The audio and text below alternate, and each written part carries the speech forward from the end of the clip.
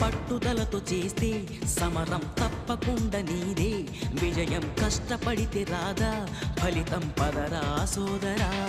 నీ ధైర్యం తోడై ఉండగా ఏ సాయం కోసం చూడక, నీ ధ్యేయం చూపే మార్గంలో పోరా సూటిగా. ఏనాడు వెనకడుగేయక ఏ అడుగు తడబడనీయక, నీ గమ్యం చేరేదాకా దూసుకుపోరా సోదరా.